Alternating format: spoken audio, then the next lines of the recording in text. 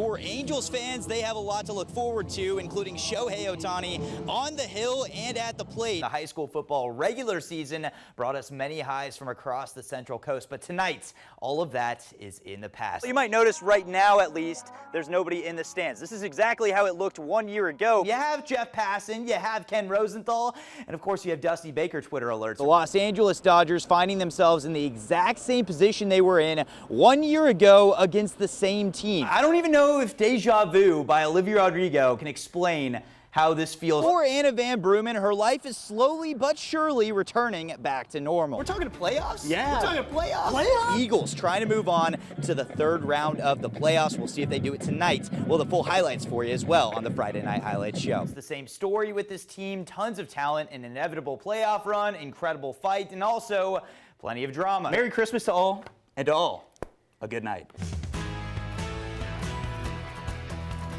After opening the season with a win over San Diego and a loss to Fresno State, the Cal Poly Mustangs kicking off at their home for the first time this regular season. Their last home game, March 13th of this year against Southern Utah, but their last home game with fans, November 16 of 2019 against Eastern Washington. The former team, by the way, of Bo Baldwin. But first, sticking the landing on the flyover. They did it right there. That was beautifully done. I could never do that. Cal Poly entering their home matchup against South Dakota. Let's go to the action. First quarter action. And it's South Dakota with the ball, opening drive, opening possession. Mike Mansoray here, 13 yards to the end zone. Just like that, 7-0 in favor of the Coyotes. They weren't done there. Carson Camp on his next drive hits Carter Bell in stride. 54 big ones to the house. Second quarter, it's Johnson. He's treacherous, as some may say, maybe Taylor Swift. Swiftly, they get it down the field, and that's a 40-yard gain for the score. It's 14-7, but Anthony Gonzalez on the other end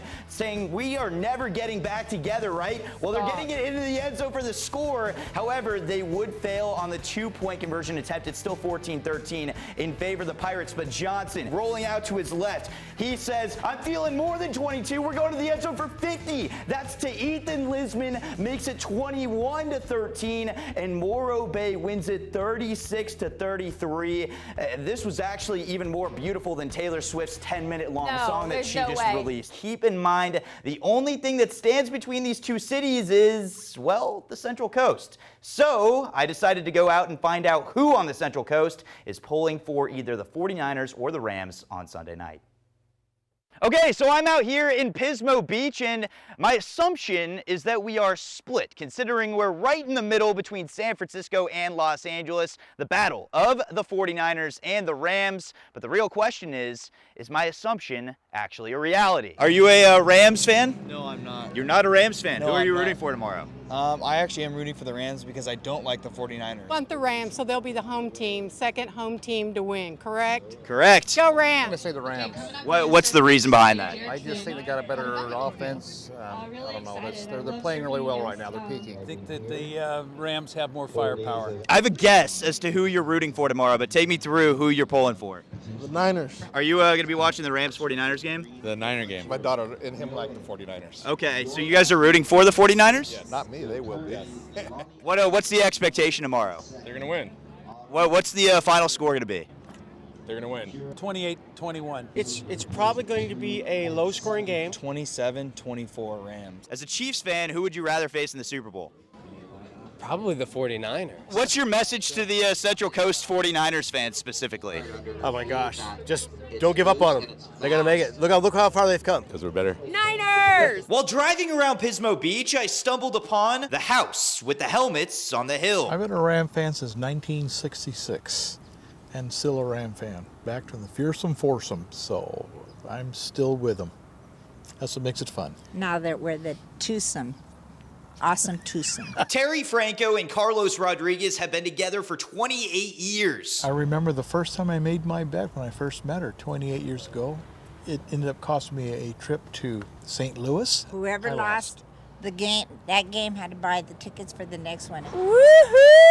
I won again! But Sunday evening, only one helmet will stand in front of a house divided. If the Rams win, you will only see the Ram helmet. I won't feel bad because the Rams, it's their new stadium. I feel sorry for people sometimes, and I really feel sorry for the Rams. So after talking to all of these people, my confirmation is I still don't really know if we're split. I have no idea, but I do know that tomorrow we will know one of these two teams, the 49ers or the Rams, will make it to the Super Bowl, which will be airing right here on KSBY.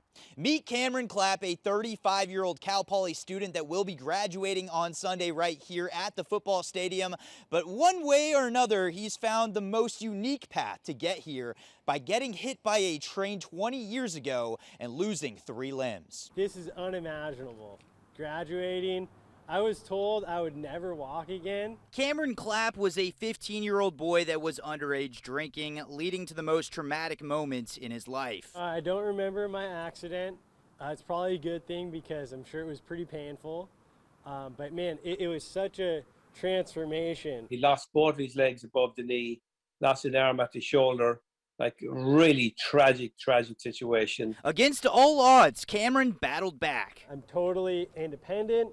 I drive a car, you know, I live by myself. This guy is just made out of a different fabric. From swimming and surfing to giving speeches to war veterans and those going through the same trials he faced. Taking everything that I've been through and to give hope, right, and show it's possible. And now with my graduation coming up on Sunday, that's a whole new part of my story to share. These kids that have, you know, blown up in Iraq and have a story to tell themselves, very much admired the courage that Cameron has. And now this weekend, Cameron is graduating from his dream school. Fast forward, here we are, and I'm walking on graduation with 2 prosthetic computerized legs. He has been so in awe that he got in, number one, and then to graduate after these 4 years.